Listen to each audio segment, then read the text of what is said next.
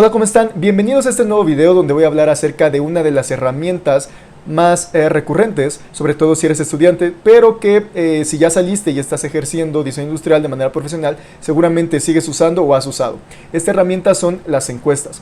Sin embargo, en nuestra formación de diseñadores muchas veces se nos dice que hagamos encuestas, que hagamos muchas preguntas y tengamos muchas respuestas y después esas las usemos para algo. Sin embargo, la finalidad de la encuesta, de cualquier encuesta, es obtener información valiosa para después poder aplicarla a algo. A través de este video les voy a dar 5 consejos que les van a ayudar a hacer encuestas más efectivas y que al final no terminen con un montón de respuestas sin orden y sin sentido y que después pasen más tiempo ordenándolas que trabajando en su proyecto. Así que a través del video voy a darles los consejos y también al final voy a mostrarles una encuesta que hice, la cual tiene aplicados los conceptos que les voy a ir mencionando. Así que vamos a ellos. El primer consejo es: define qué o cuál es la información que necesitas y que pretendes recabar a través de hacer una serie de preguntas. Incluso antes de escribirlas, ten muy en claro qué es lo que tú necesitas saber acerca de la persona a la que se le vas a aplicar. Y tu encuesta puede estar relacionada, no sé, a conocer la competencia, a saber un esquema de precios, a saber qué defectos hay, a saber qué les gusta o qué no les gusta a tus clientes, o puede que ni siquiera sean clientes o sean clientes potenciales, pero que tú definas cuál es el objetivo de esta te va a ayudar a clarificar y tener mejor secuencia en las preguntas. El siguiente consejo es: incluso antes de pasarlo a digital, que yo sé que ahora con la facilidad de Google Forms o alguna otra plataforma, generalmente queremos hacerlo directo ya en nuestra computadora. Pero mi segunda recomendación es que primero lo diagrames en papel, uses diagrama de flujos, lo pongas en papel, veas hacia dónde te llevan las rutas, como en este ejemplo. Y una vez que tengas eso, entonces sí, uses cualquier plataforma que te guste y ya después vayas transcribiendo lo que hiciste en el papel a la computadora. Recuerden, no diseñen en la computadora.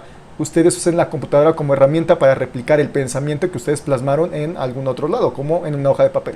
El tercer consejo es: en el cuestionario pongan una breve descripción acerca de qué trata este. O sea, pongan en contexto a la persona que va a responder las preguntas. Muchas veces este cuestionario o esta encuesta lo va a resolver alguien que a lo mejor ni siquiera conoces y ni siquiera sabe nada acerca de tu proyecto. Entonces es importante darles una pequeña introducción para que tengan mayor relación y puedan contextualizar el problema y las respuestas a las cuales les van a contestar. El cuarto consejo, y yo diría que es el más importante, sería que ustedes puedan segmentar las preguntas. Y el ejemplo vendría más o menos como si la encuesta está enfocada en conocer, que esto fue el primer tip, ¿no? Tener bien claro qué es la información que necesito. Sería conocer el índice de satisfacción del pedal de frenos de los coches Audi. Podrías empezar la pregunta diciendo: oye, ¿tienes coche? Y la persona te puede decir no. Y automáticamente es una persona que no te va a servir su información. No necesitas aventarle todas las demás preguntas y a partir de ahí decir: ok, bueno, gracias por tu participación. Hasta aquí. Si te dice que sí, podrías decir: oye, tu coche es un Audi. Y si te dice que sí, entonces ahora sí tendrías el segmento de todas las preguntas porque es una persona que te interesa. Si te dice que no, incluso podrías preguntarle: bueno, ¿qué coche tienes? Y como índice estadístico podrás tú tener esos datos y después usarlos para tu proyecto. Pero es importante que segmenten las preguntas y que a partir del diagrama de flujo que hicieron pasos previos, ustedes puedan segmentarlas y dar las preguntas a cada segmento que ustedes vayan definiendo. El quinto consejo está relacionado con la cuestión de la nueva normalidad, pero también con la facilidad de los medios digitales de difundir información de forma eficiente y de forma masiva.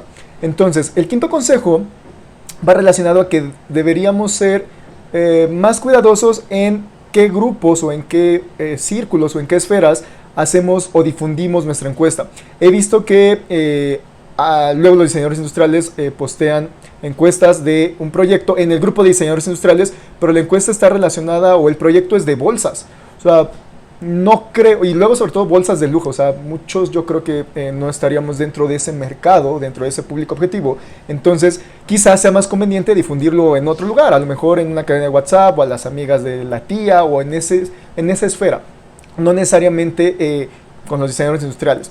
Entonces es importante que ustedes puedan determinar en dónde es mejor la difusión y dónde hay personas que sí nos puedan dar información valiosa y no solo rellenar datos. En pantalla ustedes están viendo una encuesta que realizamos para un proyecto relacionado con la temática del COVID cuando empezó la cuestión de la pandemia en México. Para este cuestionario hicimos uso de Google Forms, sin embargo los consejos que veamos pueden ustedes fácilmente replicarlos en cualquier otra plataforma que usen para encuestas. Recordemos que uno de los consejos es que como encuestadores ustedes deben de tener claro cuál es la información que quieren recopilar o conocer acerca de las personas a las cuales le apliquen la encuesta. Y nosotros sabíamos que para el proyecto la información que queríamos conocer era qué pasos hacían las personas que salían y regresaban a sus casas, si desinfectaban la ropa, si se lavaban las manos, si usaban un equipo especial o si de plano no usaban nada. También otro de los consejos es que pongamos una breve introducción para poner en contexto a la persona que está realizando la encuesta, porque muchas veces la idea de la encuesta es que llega la mayor cantidad de personas posibles, pero a veces no las conocemos y solamente van a picar de un link y no van a conocer mucho acerca. Pueden ver que aquí en la encuesta el título dice Protocolo de sanitización de llegada a casa. Ese es el título. Y abajo hay un pequeño texto donde primero los saludamos, así como hola, y luego le decimos que gracias por estar aquí y cuando nos contestes estas preguntas nosotros vamos a identificar los patrones o las acciones que tú realices a la hora de regresar a tu casa o a un hogar después de haber salido. Después de eso, la primera pregunta, y lo definimos así porque para nosotros era importante conocer cómo los diversos o las diversas personas se enfrentaban a la situación y si es que había diferencias reales. Por ejemplo, nosotros creíamos o teníamos cierta mentalidad de que a lo mejor los profesionales de la salud eran más cuidadosos y tenían más cuidado quizá que a un estudiante universitario que pudiera valerle un poco más, por así decirlo. Por eso nosotros pusimos esta pregunta para que nos permitiera identificar los patrones según su profesión o su nivel de estudios o su área. Eso nos iba a permitir saber cómo actuaba este sector o este sector o este sector y si había diferencias o había similitudes. Por ahora voy a ponerle que es estudiante universitario. ¿Cuántos residentes? También era importante conocerlo porque también podría variar y también queríamos ver qué patrones habría si eran menos personas en la casa o si había más personas y si es que habiendo más personas había más protocolos o no, porque eso no lo conocíamos, queríamos conocerlo. Por ahora voy a ponerle que de 1 a 2, pero una parte importante aquí y de la que hablábamos en los consejos es la parte de la segmentación. Nos interesa saber cuáles son los pasos del proceso, pero puede ser que a quien le haya llegado esta encuesta ni siquiera tenga un proceso. Entonces aquí ponemos la pregunta de actualmente al entrar a tu casa tú tienes un protocolo de sanitización y si la persona dice sabes que no lo tengo, pues no tengo necesidad de bombardearlo con más preguntas que no va a poder contestar. Él al momento de darle no y darle siguiente lo va a llevar a otra sección que no solamente queremos decir bueno no lo realizas, gracias, no necesitamos sus preguntas. Sin embargo, queremos saber el por qué, ¿no? Porque eso nos va a permitir tener mayor información y quizá hacer que el proyecto tenga más valor. Y aquí vienen otras preguntas, ¿no? ¿Por qué no lo realizas? Voy a decirle que, bueno, es engorroso. Siguiente, nos interesa saber si, aunque él no lo realice, cuando llega a una casa, cuál es su posición o su postura. Y la primera pregunta es, ¿estarías dispuesto a seguirlo en una casa ajena? Voy a decirle que sí. ¿Te sentirías incómodo si te lo piden o si te dicen que no puedes entrar si no lo dices y a lo mejor dices sí y entonces podríamos entender a lo mejor a qué rango de edades o qué tipo de personas no les parece cómodo esta situación y si ellos no tienen un protocolo pero tú sí más o menos lo sabes aunque no lo apliques se lo recomendarías o pedirías que te dejen hacerlo, sería ok, me da igual y le pones enviar. Y ahí acabó la encuesta a la persona que dijo, ¿sabes qué? No tengo un protocolo como tal.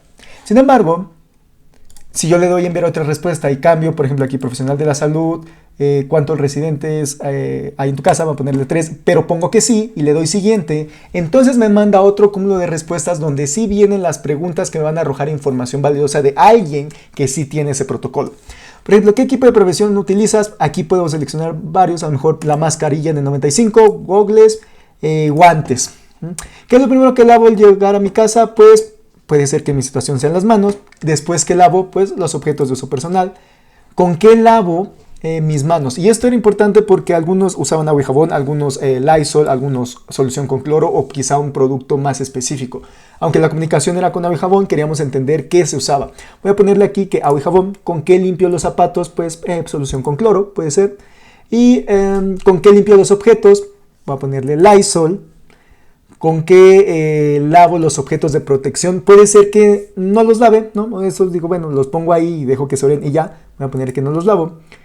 ¿Con qué lavo los objetos de nuevo ingreso? Por ejemplo, las compras, podría ser agua y jabón.